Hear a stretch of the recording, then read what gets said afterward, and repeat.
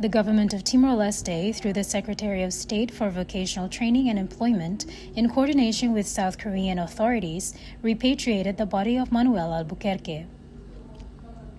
Albuquerque, age 30, was reported missing on 25 November 2025 after he fell into the sea while working on a fishing vessel near Jeoje Sea, South Korea.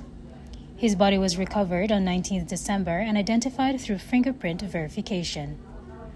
On 8 January 2026, the remains arrived at Presidente Nicolas Lobato International Airport in Dili, where they were formally handed over to his grieving family.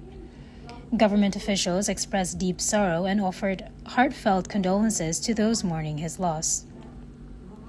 Born on 11 July 1995 in Riamori, Hermera Municipality, Albuquerque was the eldest child in his family. He had been working in the South Korean fisheries sector under contract since November 2022, helping support his family, especially his widowed mother.